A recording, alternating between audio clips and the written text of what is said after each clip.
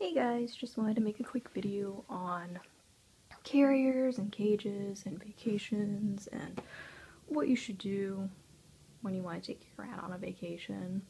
So what I do, this how this works for if you're going to the vet and other things as well. So this is mainly what I do. You have a choice of many different carriers when you take your rats on a vacation. So these are just some of the ones that I've used over the past couple years. This one's more of a baby cage because it doesn't have a lot of room in it. So, and this is one that I have as well. My rats really don't like it because it opens from the top and not from the side. And this is one that, this is probably the one that I use the most just simply because of the way it opens, and they've never chewed through it, so I don't see an issue with it as far as chewing through it. So some rats do like to chew, so you might want to keep that in mind when picking out a carrier. So, and I usually take about 2 rats with me, depending on how many I have. Sometimes I will take all of them with me. With 6 rats, it's a little bit extreme because I don't have the travel cage for that. So, and the travel cage that I use for them, right now I use the rat manure for them. So, and it's got a lot of cage space. And I went ahead and I set it up so that to just sort of show you guys how it opens. And the cage itself, it's a great starter cage. As far as starter cages go, it's a great starter cage.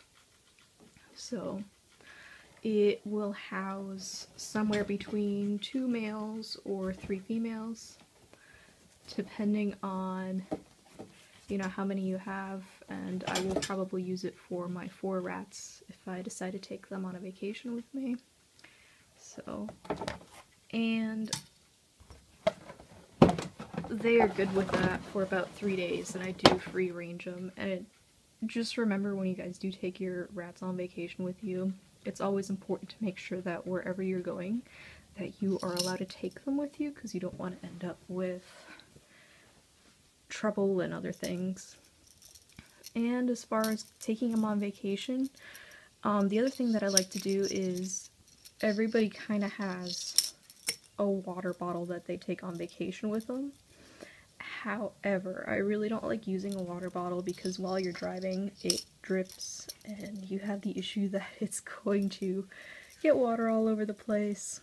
So another really awesome idea is just to use cucumbers or carrots or something that has a high water content and feed that to them, because it's not going to make that much of a mess. So I do still carry a water bottle with me for emergencies. Right now, Lynn's just kind of at the bottom exploring. I just cleaned their cage, so they are currently asleep because they all got baths, and they're a little out of it at the moment because that was a little too adventurous for them, at least in the middle of the day.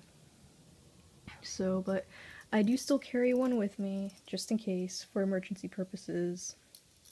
So, and then, as far as if your rats were to get stressed on the road, another thing that I enjoy sort of using for them is I have the Oxbow immune system support and the Oxbow joint system support that I use for them, and I will show that to you guys.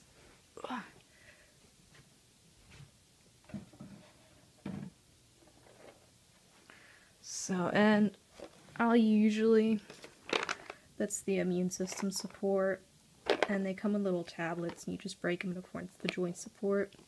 I use this, and then I have something else called Booster that I use, and that's just if they need it, if they get stressed. You don't need any prescriptions or anything for these. You can buy them at Dr. Foster & Smith. So that's where I got these from.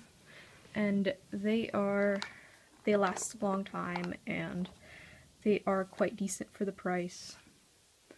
So, but yeah, that's pretty much what I do. And as far as a travel cage goes, I would suggest a cage that has that you're able to sort of collapse and fit in your car, and that has enough room to accommodate all of the rats that you're taking with you on vacation.